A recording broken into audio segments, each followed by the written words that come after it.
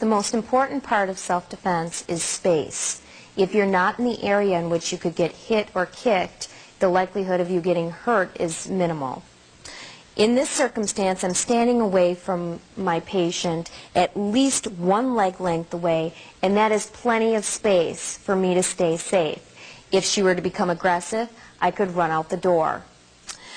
Also, when it comes to space, you want to make sure that you maintain the safe presence. The safe presence is at least that one leg length away and off to the side. This way, if your patient needs to escape, your patient can escape, and if I need to escape, I can escape. This is also a lot less threatening than standing directly in front of your patient. The next piece of self-defense that is very important is the hit. Again, if I'm in my safe presence and my patient were to come at me to hit me, I could easily get out of the way. However, if I'm not in my safe space and my patient is coming to hit me, what I want to do is put my arms up to block it and get out of the way. We'll do that again in a little bit faster motion. And I would get out of the way. If I do not get out of the way, what's going to happen is she's going to come at me with her next hand. The next piece of self-defense that I would like to show you is the kick. Again, if I'm in my safe space, I'm not going to get kicked. I could see her becoming aggressive and I could get out of the way. If I were not in my safe place and she were coming at me to kick me, what I want to do is I want to step into the kick, turn my body to the side, and keep my foot on the floor. Turning my body to the side gives me less or her less of a target in which to hurt me.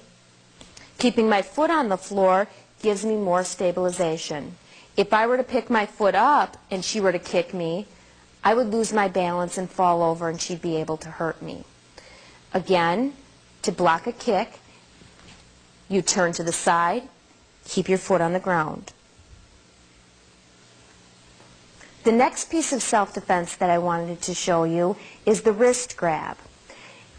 If you are being grabbed by the wrist, what you want to do is you want to use the element of surprise, and you want to go in the direction of the weakest point, which is the thumb and the forefingers. To get out of a wrist grab, what you do is you step in and pull out. Pull away from the thumb and the fingers. We'll do that again in faster motion. That time what I did is I used my other hand to add some extra strength and just pulled out in the direction of that thumb and forefinger. If she were to grab me by both hands, I would use the same thing. My momentum, a little twisting motion, and the use of surprise, going in the direction of her thumb and forefinger.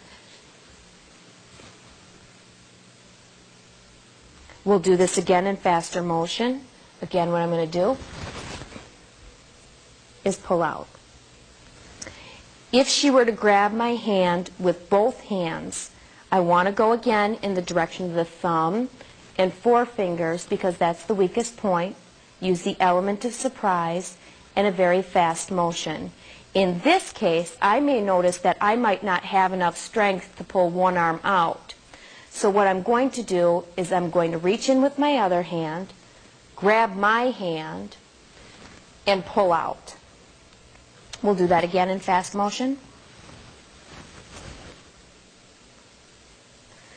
The next self-defense maneuver we will show you is the chokehold.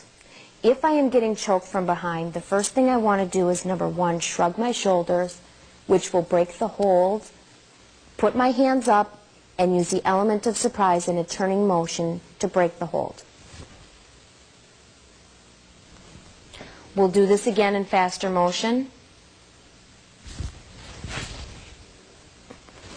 All this time I'm backing away from my client to make sure that I have enough space so she cannot grab me again.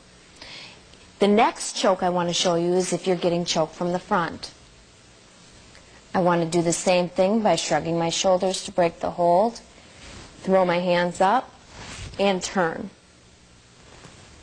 We'll do that in a faster motion.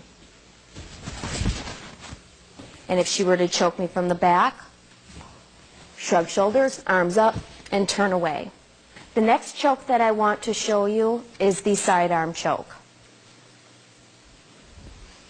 If you're getting choked in this manner, the first thing that you want to do is open your airway by putting your chin in the person's elbow. Now, even if I cannot get out of this choke, I still can breathe and I still can call for help.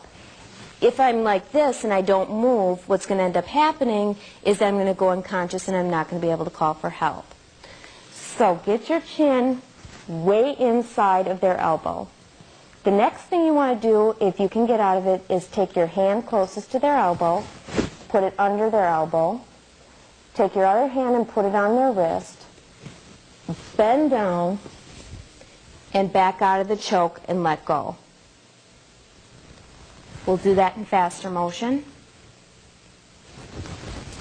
Get your chin inside their elbow, hand underneath their elbow, other hand on their wrist, bend down, and back out of the way. The next piece of self-defense that I wanted to show you is the hair pull. If you're getting your hair pulled by a client, what you want to do is you want to take their hands and hold them to your head and call for help. You don't want to take any other action than holding their hands to your head and calling for help. You don't want to pull away, or you don't want to try by yourself to peel their fingers out of your hair. They're going to get very tangled inside of your hair very quickly, so you're going to need that extra person to help get you out of that. You would want to do the same thing for this type of hair pull. Put your hands over their hands and hold them there until you can get somebody to help get them off of you. The same holds true for a clothes pull.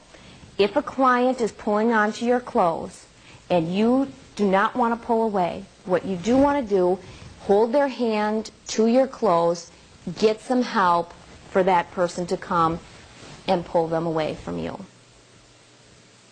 The last piece of self-defense we're not going to demonstrate, but if you are getting bit by a client, the last thing you want to do is pull away from the bite. Doing so will cause you injury. Instead, you want to push into the bite, which will cause the patient's jaws to weaken and allowing you to get out. In conclusion, this lesson went through aggressive behaviors, stages of escalation, behaviors you may see from clients in those stages of escalation, and as staff interventions you can use during the stages of escalation that would help serve your clients. And finally, we went through safe self-defense techniques. Thank you for joining us, and we wish you luck in your future career.